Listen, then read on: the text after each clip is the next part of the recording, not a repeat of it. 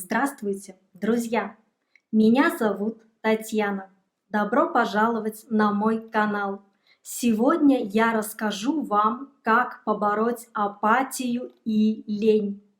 Периоды апатии и лени бывают абсолютно у всех.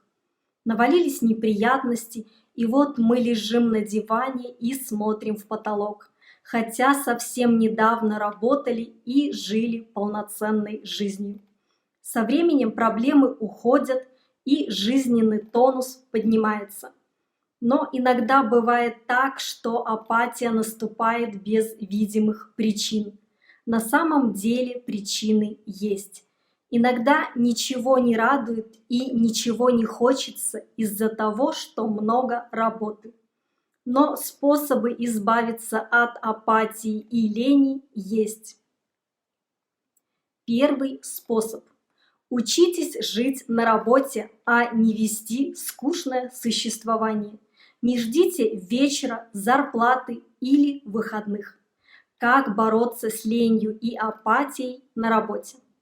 Общайтесь на своем рабочем месте. Коллеги могут быть интересными и веселыми людьми. К тому же это поднимает настроение и дарит много полезного опыта. На работе можно отдыхать. Находите 15 минут для перерыва. Выходите гулять в обед. Начинайте день с самых трудных и ненавистных заданий. Не делайте сразу несколько дел одновременно. Создайте уют на своем рабочем месте. Пусть у вас будут на столе цветы или фото родных, красивые сувениры, да что угодно, лишь бы радовало и умиротворяло. Развивайтесь. Если есть такая возможность, не смотрите в свободное время глупые ролики, а учите иностранный язык или читайте интересные книги. Второй способ. Поменяйте круг общения. Сведите общение с пессимистичными родственниками, друзьями и соседями к минимуму. Ведь их негативные эмоции передаются нам. Проследите. Быть может, апатия одолевает вас после общения с подружкой, у которой все мужики – козлы, дети – свиньи неблагодарные, а коллеги – сволочи и так далее. Или после общения с соседом вы ощущаете себя ничтожеством и неудачником? Если да, то можно на время ограничить общение с такими людьми. Лучше ищите общество позитивных людей, которые в вас верят. Третий способ. Выбросите старые и ненужные вещи. Во-первых, они напоминают о негативе, который когда-либо пришлось пережить. А во-вторых, беспорядок и куча хлама мешают жить с удовольствием и угнетают. Поэтому выносим на свалку. Одежду, которая на вас большая или маленькая, не нравится, слишком поношена и так далее. В крайнем случае оставляем пару вещей в качестве домашних или отдаем все, что в хорошем состоянии, друзьям или в дом престарелых. Обувь. Та же история. Удовольствия от старых туфлей не будет никакого. Пылесборники, то есть статуэтки, свечки и прочее, которые глаз не радуют, но пыль собирают. Утюги и магнитофоны, которые были отложены с тем, чтобы потом починить. Не починятся, а еще и устареют. Но вот зачем вам старый магнитофон, если у вас есть компьютер? Испорченную посуду, разбитые вазы, чашки без ручки. Не нужны они вам. Четвертый способ. Добавьте в своей жизни новых ощущений и красок. Каждый день можно заниматься чем-то новым. Походы в музеи и театры, новые книги, новые фильмы, новые знакомства. Реализуйтесь творчески. Если раньше у вас было хобби, вспомните о нем. Решитесь на нечто экстремальное. Для кого-то это коньки, а для кого-то прыжок с парашютом. Но это должен быть не страх и негатив, а фонтан положительных эмоций.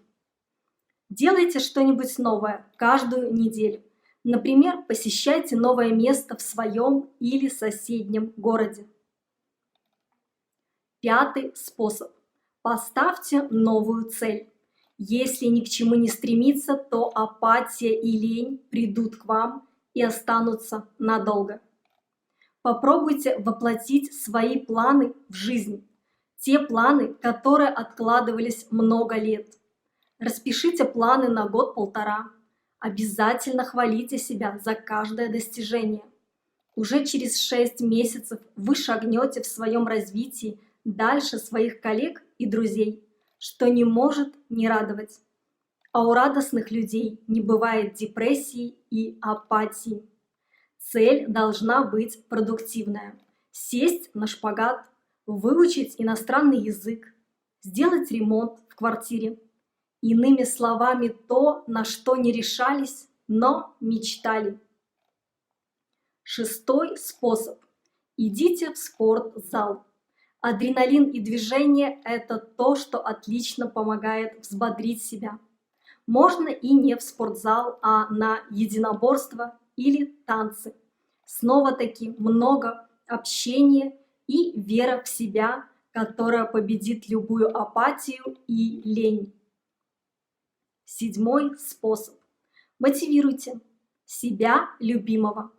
Заставляйте себя делать что-то, начиная с мелочей вроде уборки до чего-то более глобального. Даже если у вас просто отложено на потом целая куча фильмов, которые вы давно хотели посмотреть, посмотрите. Восьмой способ. Ведите учет всех дел. Просто записывайте в дневник все, что должны сделать, вплоть до глупостей типа постричь ногти, и вычеркивайте одно за другим или ставьте галочку.